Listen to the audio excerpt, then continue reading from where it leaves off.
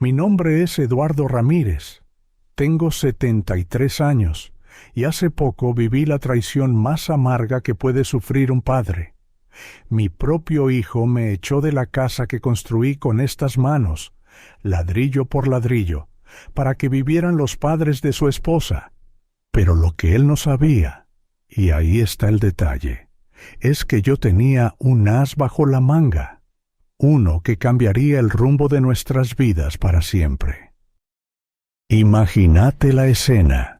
Después de más de 40 años trabajando como albañil, dejando el alma en cada obra, levantando mi hogar desde los cimientos con más sudor que recursos, llega mi hijo Andrés un martes por la tarde, con ese tono de voz que usaba cuando era niño y rompía algo, y me dice que tengo que irme, que los suegros no tienen dónde vivir y que yo podría estar mejor cuidado en un geriátrico cerca del centro.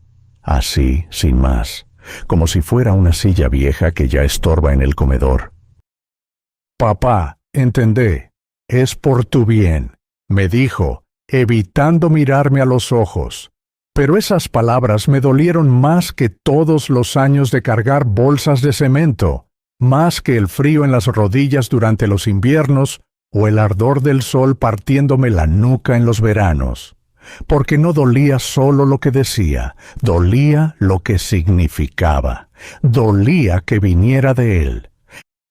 Andrés no sabía, y nunca le conté, que hace más de 20 años compré unos terrenos alejados del centro, cuando apenas se murmuraba que por allí pasaría una autopista. Nadie les daba valor en ese entonces. Estaban llenos de maleza, sin luz, sin agua, sin promesa aparente. Pero yo había aprendido que la visión no necesita aplausos para ser real. Tampoco sabía de la cuenta de ahorros que abrí en silencio cuando me jubilé. Cada peso que lograba apartar de mis gastos lo guardaba ahí, como quien guarda esperanza.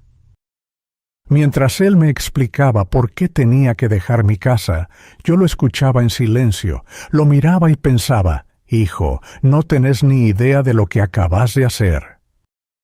Esa noche, sentado en el borde de la cama donde dormí junto a tu madre, donde velé sus últimos suspiros, donde te arrullé cuando llorabas en la madrugada, tomé una decisión. No iba a irme al geriátrico, no iba a callarme, no iba a dejar que me despojaran de lo que me costó una vida construir. Porque una cosa es que te falten el respeto por ignorancia, y otra, muy distinta, es que lo hagan con plena conciencia. Y mi hijo estaba por aprender esa diferencia de la forma más dura. Al día siguiente, cuando Andrés vino a buscarme para llevarme a ese lugar donde supuestamente estaría mejor, yo ya había hecho varias llamadas importantes. Llamadas que él nunca pensó que su viejo, el albañil, fuera capaz de hacer. Porque lo que estaba en juego no era solo una casa. Era mi historia. Era mi dignidad. Y eso, hijo mío, no se negocia. Cuando Andrés regresó al día siguiente, venía con una sonrisa forzada y una caja bajo el brazo. «Papá, te traje esto para que vayas guardando tus cosas. Así vas eligiendo lo que querés llevar al geriátrico». Dijo «tus cosas», con ese tono suave, casi compasivo, como si hablaran de los restos de un naufragio. Me miraba con esos ojos cargados de falsa ternura, como quien cree estar haciendo lo correcto por alguien que ya no cuenta. ¿Qué llevarme? ¿Y qué dejar? ¿Cómo se empaca media vida? ¿Dónde se guarda el olor de la madera recién cortada del taller? ¿Dónde se meten los domingos con mi mujer tomando mate en el patio, mirando crecer las plantas que sembramos juntos? Él hablaba como si se tratara de una mudanza cualquiera. «En el geriátrico no vas a tener mucho espacio, papá, solo lo necesario. La ropa, algunos recuerdos, las fotos de mamá. Lo demás lo dejamos. Nosotros lo vamos a cuidar». Y lo dijo con esa naturalidad que da la costumbre de tomar decisiones por otros. Esa seguridad que tienen los que creen que la vejez es sinónimo de inutilidad. Pero esa noche, después de cerrar la puerta detrás suyo, me permití algo que hacía tiempo no hacía.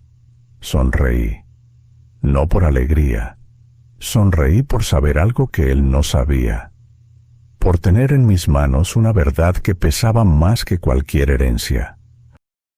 Ya todo estaba en marcha. La venta de los terrenos se cerraba en 3 días. Una fortuna inesperada, inmensa. Lo que había comenzado como una apuesta silenciosa al futuro, se había convertido en el golpe más certero de mi vida. Y no era por la plata. No, era por la lección. Porque uno puede perdonar muchas cosas en esta vida, pero que te traten como si fueras descartable. Eso no se olvida fácil. El viernes por la mañana fui al banco. Me temblaban un poco las manos, sí, pero no por miedo. Era la emoción de cerrar una etapa y abrir otra completamente distinta. Confirmé la transferencia. El gerente me ofreció café. Me llamó señor Ramírez con una reverencia que jamás había recibido en mis años de albañil. Me preguntó si quería asesoramiento financiero. Gracias, joven, le dije, pero ya tomé todas las decisiones importantes que tenía que tomar. A la tarde vino Andrés con su esposa y los chicos. Patricia traía un tupper con postre como si esa ofrenda borrara los años de desdén. Eduardo, esto es para vos, para que tengas algo rico después de cenar. Me habló como quien alimenta a un anciano de compromiso, sin alma. Los chicos, mis nietos, me abrazaron con esa ternura que no entiende de traiciones. Abuelo, te vamos a extrañar, me dijo la mayor, con los ojos llenos de una confusión que me partió el alma. Y yo supe que sí, que ellos eran los únicos que iban a notar mi ausencia. No se preocupen, mis amores, les dije, el abuelo no se va muy lejos. Andrés asintió con una sonrisa nerviosa. Claro, papá, nosotros vamos a ir a visitarte todas las semanas. Las mismas semanas que no aparecieron durante años. Las mismas promesas que se lleva el viento cuando ya no hay nada que obtener. Esa noche empaqué una sola valija, poca ropa, una foto de Mercedes, un reloj que me regaló mi padre antes de morir. Nada más. El resto lo iba a dejar como quien deja un nido vacío a los cuervos, porque no todo lo que se hereda merece ser conservado. Y al final, ¿vos qué te llevarías si te obligaran a irte de tu propia casa? ¿Qué guardarías si supieras que no vas a volver? El sábado amaneció gris, con ese cielo encapotado que uno reconoce como presagio de algo definitivo. Me levanté antes de que sonara el despertador que ya no uso, por costumbre. No había dormido mucho, pero tampoco lo necesitaba. A veces la claridad no llega con el descanso, sino con la certeza. Y yo, esa mañana, tenía una certeza que nunca antes había sentido. Era el día en que todo iba a cambiar. Me vestí despacio, con la ropa prolija que había dejado preparada la noche anterior. Me afeité con cuidado, como quien se despide de una etapa de su vida y quiere hacerlo con dignidad. Luego hice la primera llamada. Doctor Morales, soy Eduardo. Hoy se ejecuta el plan. Del otro lado del teléfono hubo un breve silencio, seguido de un tono firme. Está todo listo, don Eduardo. Los papeles están en camino. El mensajero llegará antes del mediodía. Usted solo tiene que estar tranquilo. Tranquilo. Qué palabra extraña para ese día. No era exactamente tranquilidad lo que sentía, pero sí una calma pesada, la que llega cuando uno ya no teme perder, porque ya perdió demasiado. Después llamé a mi hermana Rosa, que vive en la capital. Desde hacía años no teníamos una charla larga, apenas algunos saludos en cumpleaños o fechas tristes. Le dije que necesitaba un favor grande, que si podía quedarme unos días en su casa. Rosa no preguntó nada. «Hermano, esta casa es tuya. Vení cuando quieras», me respondió sin dudar. Fue la primera voz que me abrazó en mucho tiempo. A las 8:30 llegó Andrés, puntual por primera vez en quién sabe cuántos años. Venía acompañado por Patricia, los chicos y, como si fuera un desfile organizado, también por los suegros, don Roberto y doña Carmen. Y detrás de ellos, un camión de mudanza. Yo los miraba desde la ventana, sentado en la misma silla donde tantas veces me senté a esperar que llegara mi hijo con su familia. Esa silla donde Mercedes tejía en las tardes de invierno, mientras la radio sonaba bajito de fondo. Esa mañana nadie tocó la puerta como si fuera su casa ajena. Entraron con una soltura que me revolvió el estómago. Doña Carmen saludó mirando todo con ojos evaluadores.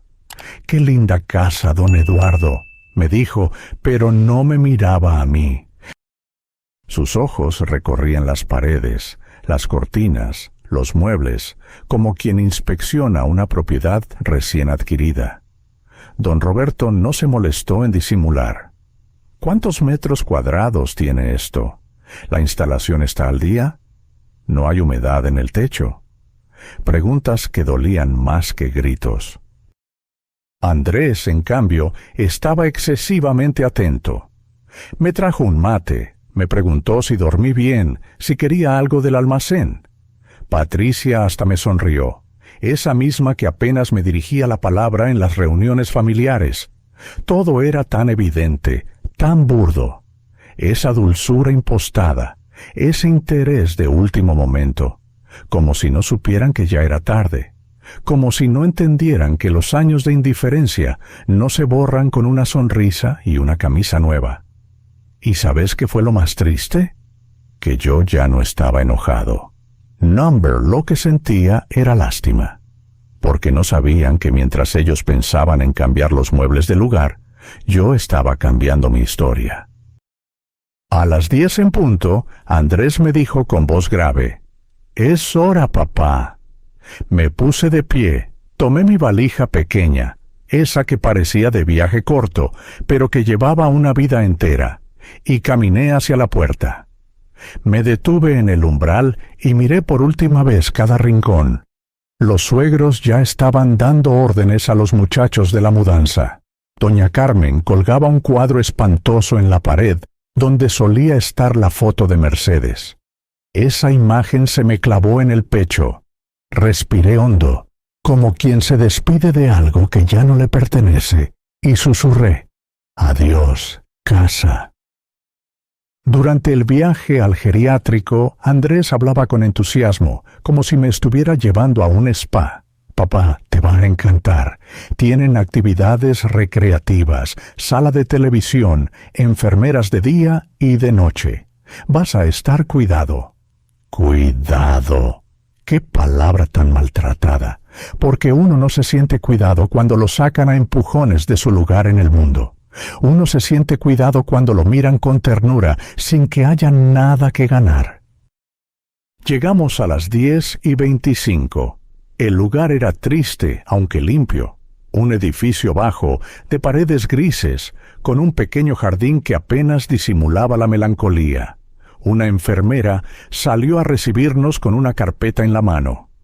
«Usted debe ser el señor Ramírez. Su hijo ya nos explicó toda su situación». Esa frase, «su situación», me sonó como un diagnóstico terminal. Mientras la mujer explicaba las reglas de visitas y los horarios, saqué el celular y envié el mensaje que había escrito hacía días, esperando este momento. Un solo mensaje, corto, claro, dirigido a todos mis vecinos, mis compañeros de obra, la gente del barrio. Hoy mi hijo me internó en un geriátrico para que sus suegros puedan vivir en mi casa, pero él no sabe que soy millonario. En media hora se va a enterar. Estén atentos. Guardé el teléfono, lo metí en el bolsillo con calma y miré a Andrés. Todavía no lo sabía, pero su mundo estaba a punto de darse vuelta como un balde de agua helada. ¿Y vos? ¿Te hubieras ido en silencio?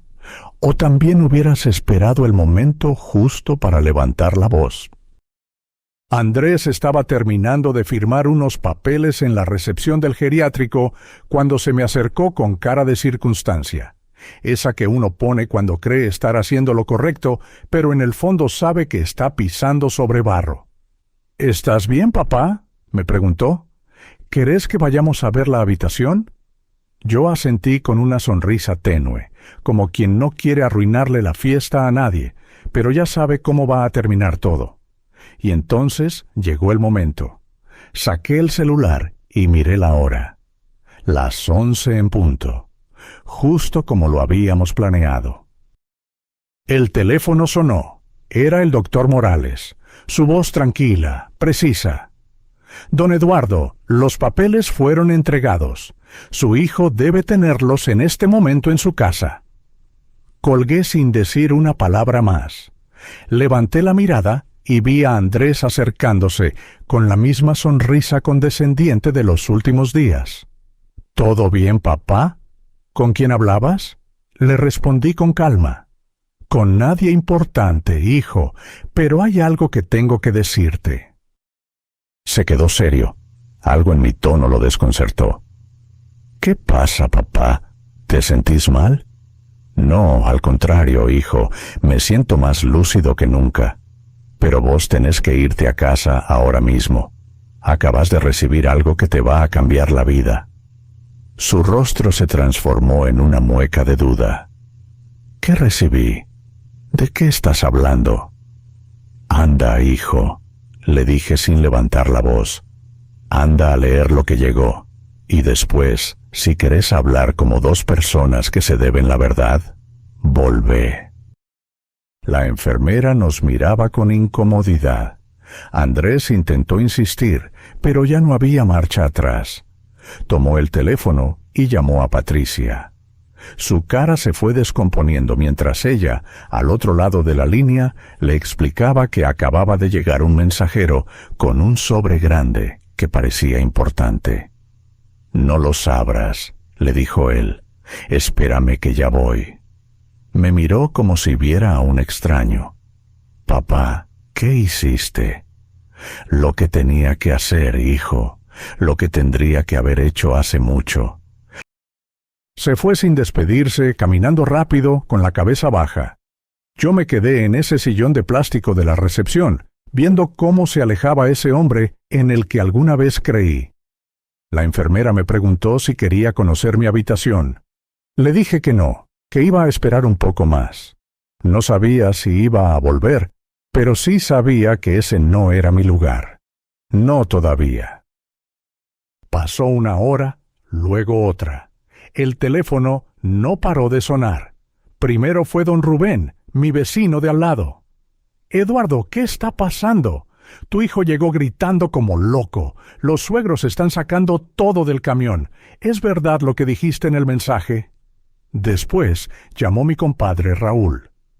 «Mi mujer vio a tu nuera llorando en la vereda.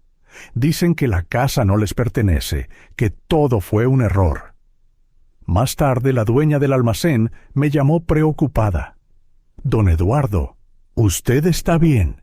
Acá en el barrio no se habla de otra cosa. Parece que su hijo se metió en un lío de novela».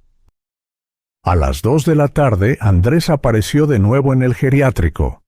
Venía solo, sin Patricia, sin los chicos, con la cara desencajada, como si hubiera envejecido 10 años en unas pocas horas.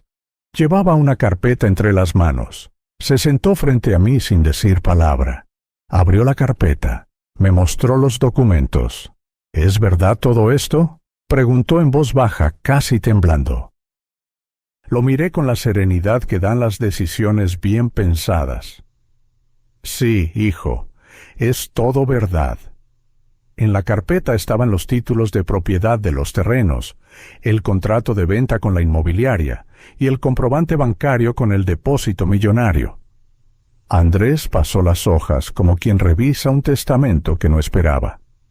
«¿Estos terrenos valen esto?» «Sí, Andrés, eso y más, pero eso ya no importa». Se quedó mudo. Papá, yo no sabía. Claro que no sabías, le dije, porque nunca preguntaste. Nunca te interesó saber cómo estaba tu viejo. No sabías que yo tenía plata, pero peor aún, no sabías que yo todavía tenía alma. Se le llenaron los ojos de lágrimas. Yo también sentí un nudo en la garganta. Pero no era tristeza, era alivio, porque a veces decir la verdad también es sanar. Papá, ¿por qué nunca me contaste? Porque quería darte una sorpresa cuando ya fueras un hombre hecho y derecho. Quería dejarte algo que te ayudara con tu familia, pero después de lo que hiciste, todo cambió. Saqué un papel del bolsillo, lo puse sobre la mesa. Este documento lo firmé ayer. Dono el 70% de mi fortuna a hogares de ancianos, comedores infantiles y refugios para gente sin techo. El otro 30% va a un fideicomiso para tus hijos, que podrán usarlo cuando cumplan 25 años, pero con una condición: deberán visitarme una vez al mes hasta que yo me muera. Andrés no pudo contener el llanto, se tapó la cara con las manos. ¿Y para mí qué queda? Para vos, le respondí sin odio, pero sin consuelo. Queda lo que elegiste que quedara. El recuerdo de haber echado a tu padre de su casa, la vergüenza de haberlo tratado como un mueble viejo, y la certeza de que hay decisiones que no se pueden deshacer con lágrimas. Y vos, que me estás leyendo o escuchando, decime con el corazón en la mano, si hubieras sido yo, ¿qué hubieras hecho? Después de aquella conversación en la recepción del geriátrico, no volví a ver a Andrés durante 3 meses. Pero eso no quiere decir que no supiera de él. El barrio entero me mantenía al tanto, como si todos sintieran que aquella historia también les pertenecía un poco. Y quizás era verdad, porque no se trataba solo de un padre y un hijo, sino de algo mucho más hondo, de respeto, de gratitud, de memoria. Me fui a vivir con mi hermana Rosa, allá en la capital. Su departamento no era grande, pero tenía ese calor que solo dan las personas que te quieren sin dobleces. Rosa me preparaba el desayuno todas las mañanas y me preguntaba cómo había dormido, como si quisiera curar con pequeños gestos todas las heridas que me trajo el silencio de mi hijo. Sus hijos, mis sobrinos, me trataban como a un abuelo más.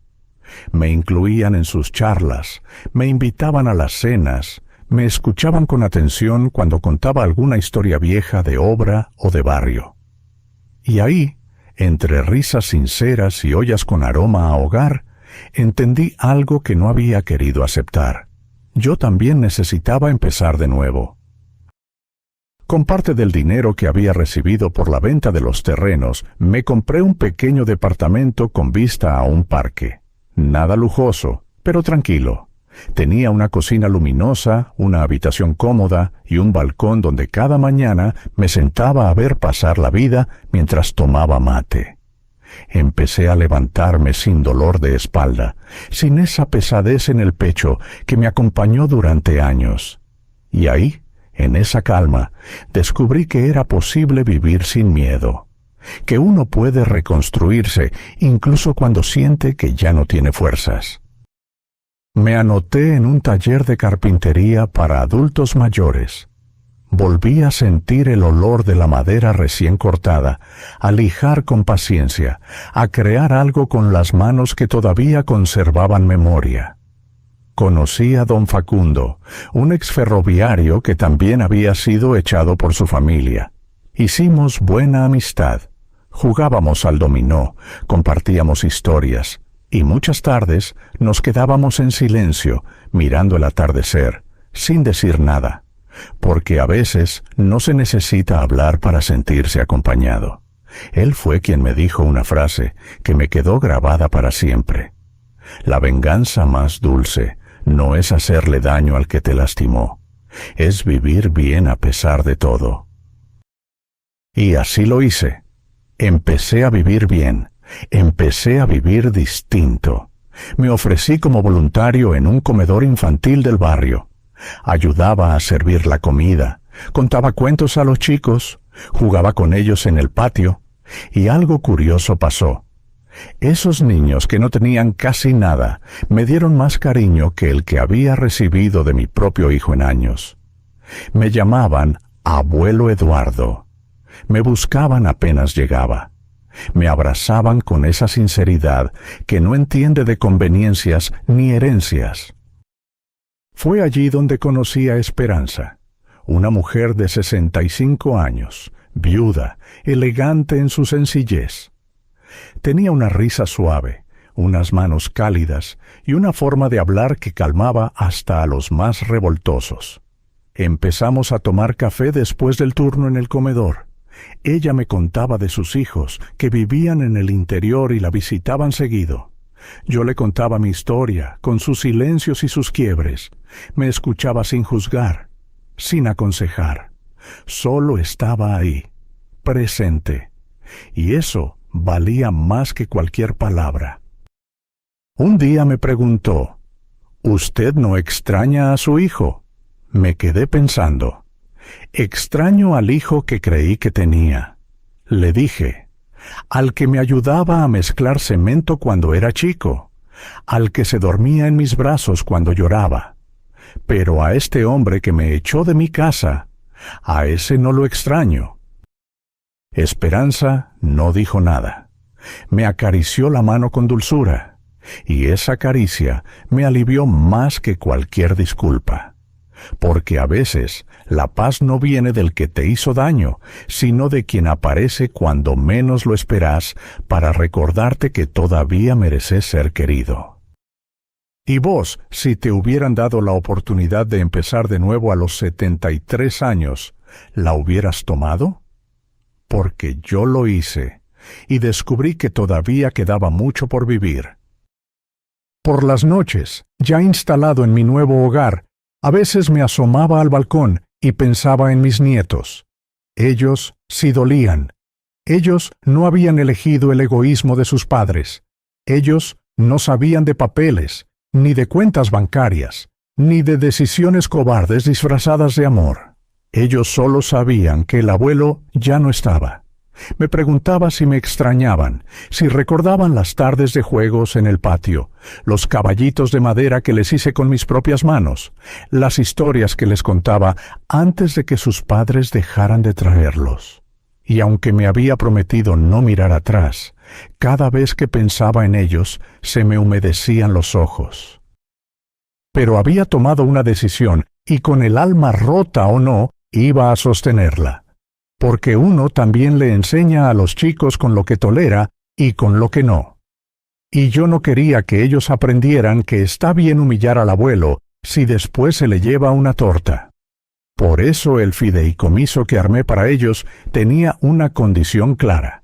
Solo podrían acceder a esa herencia cuando cumplieran 25 años. Y si me visitaban, al menos una vez por mes, hasta que yo me fuera de este mundo. No por control, no por venganza, sino para que nunca olvidaran que los vínculos se cuidan en vida, no cuando ya es tarde. Mientras tanto, seguía construyendo mi nueva vida con la paciencia de quien levanta una pared sin apuro, ladrillo a ladrillo, sin saltarse la mezcla. Cada semana me sentía un poco más liviano. Empecé a salir con Esperanza a caminar por la costanera, a compartir almuerzos sencillos pero llenos de charla. Un día, sin decirlo, sin anunciarlo, me tomó de la mano. Y yo, que hacía años no sentía ese gesto, no la solté. Porque había aprendido que el corazón también sabe reconstruirse si encuentra manos limpias, manos que no exigen, que no empujan, que no retuercen. La familia, entendí, no siempre es la de sangre. A veces es la que uno se gana en el camino, la que aparece cuando más falta hace. Y esa certeza me dio paz. Una paz distinta, madura, sin fuegos artificiales, pero honda como un abrazo sincero después de una tormenta. Del otro lado, en mi antigua casa, todo se fue desmoronando más rápido de lo que imaginé. Me lo contaban los vecinos por teléfono, a veces entre risas, a veces con indignación. Que los suegros duraron apenas 2 semanas, que don Roberto y doña Carmen discutían todo el día con Patricia, que el ambiente se volvió irrespirable, que los chicos no se adaptaban, que lloraban por volver a la casa del abuelo, aunque ya no les permitían mencionarme. Después supe que los suegros, esos mismos que vendieron su departamento, seguros de que se instalarían de por vida en mi casa, terminaron alquilando una piecita con lo poco que les quedó. Y Andrés, que tan generosamente me ofrecía pagar el geriátrico con un poco de su bolsillo, se encontró con que ahora tenía que mantener todo él solo. El geriátrico, los suegros, los hijos, las cuentas, solo, por primera vez, solo. Un día, mi compadre Raúl me llamó y me dijo: «Eduardo, tu hijo anda preguntando por vos por todo el barrio. Está desesperado». No contesté nada, porque si algo aprendí es que no siempre hay que correr a apagar el fuego que otros encendieron. Tiempo después me enteré de que Patricia había dejado a Andrés, que se había ido con los chicos a casa de sus padres, que le había gritado delante de medio vecindario que todo esto era culpa suya, que por orgullo había perdido una fortuna. Y ahí está el punto que más me dolió, aunque me lo esperaba. No le dolía lo que me hicieron, no le dolía el desprecio, ni la humillación, ni la injusticia. Le dolía haber perdido el dinero. Esa fue la herida que no pudo cerrar. Y ahí comprendí que, en el fondo, no se arrepentía de echarme. Se arrepentía de no haberme exprimido primero. Pero yo ya no vivía en esa bronca. Yo ya estaba en otra etapa. Y si alguna vez sentí odio, se fue disolviendo en el café que me servía esperanza cada mañana, en los dibujos que me regalaban los chicos del comedor, en las carcajadas que compartía con don Facundo en el taller, en el silencio sereno de un hogar donde nadie me apuraba, nadie me exigía nada, nadie me quitaba espacio. Por fin entendí que no se trataba de lo que había perdido, sino de lo que por fin me había atrevido a soltar. ¿Y vos? ¿Te animarías a soltar a tu propia sangre si supieras que lo único que cosechás es dolor? ¿O seguirías justificando lo injustificable solo por miedo a quedarte solo? Porque te lo digo desde adentro. A veces, la verdadera libertad empieza cuando uno deja de mendigar afecto en la mesa equivocada. Pasaron los meses. El invierno se fue desdibujando en los árboles del parque, y una primavera suave se coló por el balcón de mi departamento. Fue entonces cuando recibí la primera carta escrita por mis nietos. No fue enviada por Andrés ni por Patricia. La habían escrito ellos solos, con su puño y letra, en papel cuadriculado de esos que usan en la escuela. La letra era torpe, irregular, pero auténtica. Decía: «Abuelo, nos dijeron que te fuiste lejos, pero nosotros te queremos verte. ¿Podemos ir a visitarte?» Al final la firmaban los dos, Martina, la mayor, y el pequeño Benjamín, con un dibujo de un señor de bastón parado al lado de una casa, y debajo, con letras grandes, escritas con crayón azul: «Te amo, abuelo». Me quedé un largo rato con esa carta en las manos. No la leí una sola vez. La leí 5, 6, 7 veces. Como quien busca en las palabras una señal de que algo no está perdido del todo. Esa noche los llamé.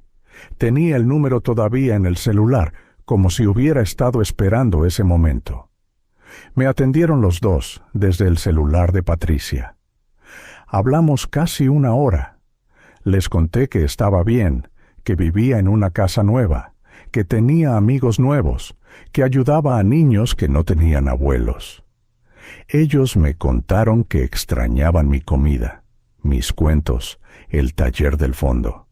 Y yo, con la voz apretada por dentro, les dije que cuando fueran un poco más grandes, si querían, podían venir a visitarme, que los iba a esperar.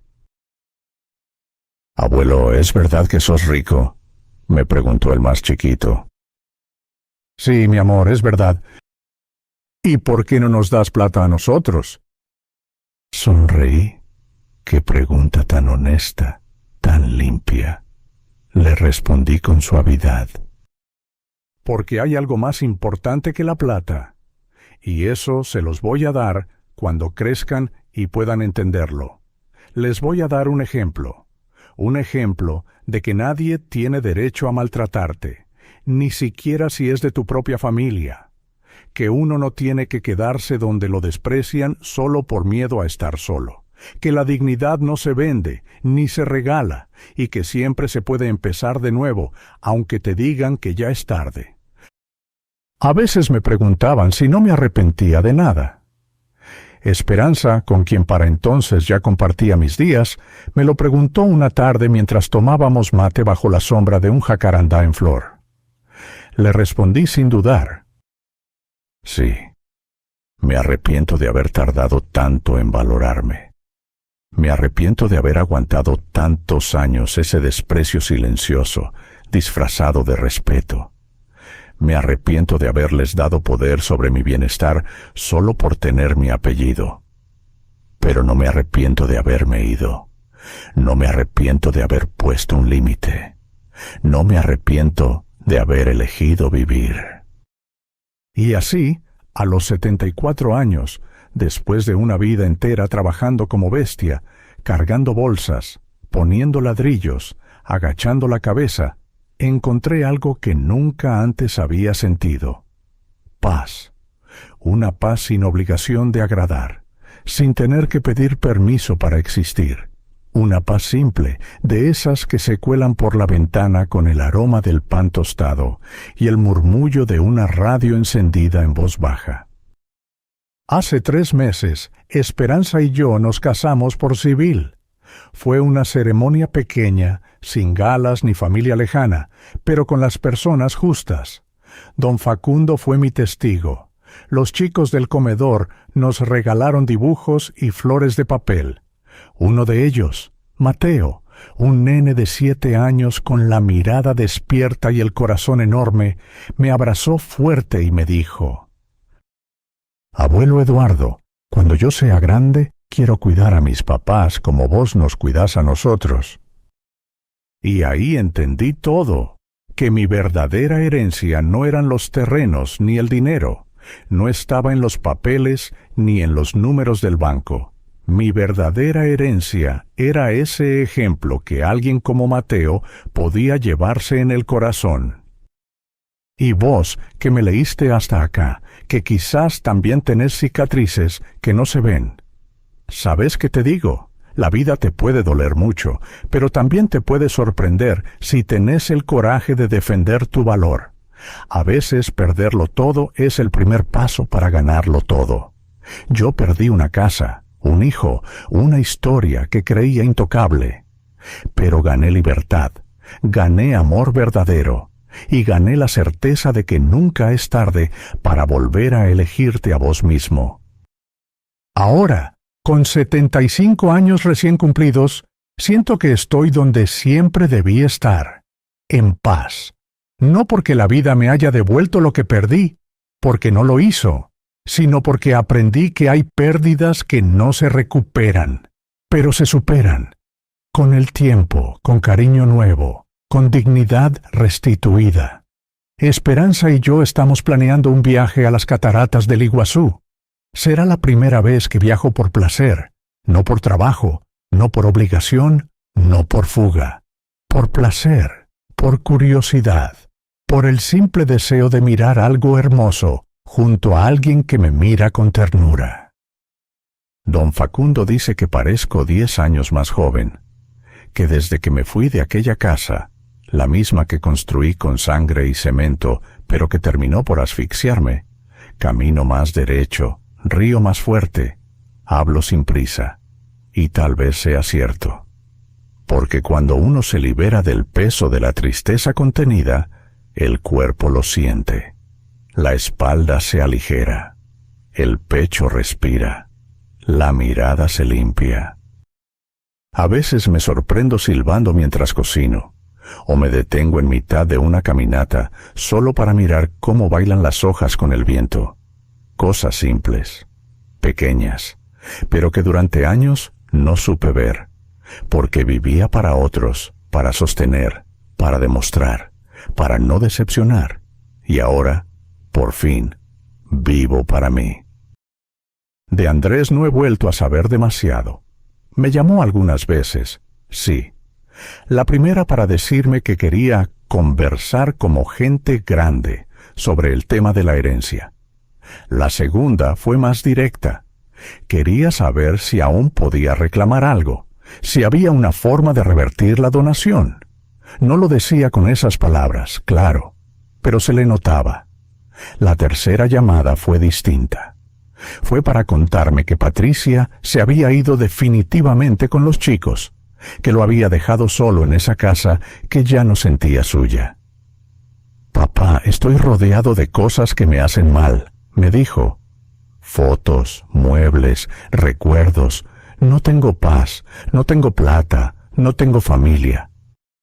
Y yo escuchaba, lo juro, lo escuchaba con atención, no con odio, ni con venganza, con lástima, porque de todas las consecuencias posibles, la que más duele es cuando uno se queda solo con la verdad. Él la tuvo frente a los ojos y la despreció. Pensó que podía quedarse con la casa y también con mi silencio, que podía imponer el olvido como se impone una mudanza. Pero se olvidó de algo, que hay memorias que gritan, que hay ausencias que se vuelven presentes, que hay decisiones que, una vez tomadas, no se desarman como una silla vieja. Esa casa ya no me duele, porque ya no me pertenece, ni de cuerpo ni de espíritu, porque lo que construí con amor se deshizo por el egoísmo, y eso, cuando uno lo acepta, deja de pesar. Ahora tengo otra casa, más chica, más sencilla, más silenciosa, pero llena de alma. Tengo una esposa que me prepara sopa cuando hace frío, amigos que me escuchan sin querer cambiarme, niños que me abrazan como si el mundo fuera un lugar seguro. Y por primera vez en mi vida, no tengo miedo de envejecer, porque aprendí que envejecer no es volverse invisible, es volverse verdadero. A veces, cuando cierro los ojos, me imagino el rostro de Mercedes, y me gusta pensar que desde donde esté, ella sonríe, que sabe que lo logré, que no me quebraron, que me levanté cuando nadie apostaba por mí, que no dejé que me arrinconaran con palmaditas en la espalda y frases dulces como cuchillos, que hice lo que había que hacer, con dolor, sí, pero también con valentía. Y vos, que llegaste conmigo hasta este punto del camino, te lo digo con el corazón en la mano. Si alguna vez sentís que te tratan como si estorbaras, como si tu historia no valiera nada, como si tu presencia fuera un favor, no lo permitas, no importa quién sea, no importa el vínculo ni los años compartidos. Nadie tiene derecho a humillarte, ni un hijo, ni una pareja, ni un jefe, nadie. Porque la dignidad no se negocia, se defiende. Y nunca, escúchame bien, nunca es tarde para empezar de nuevo.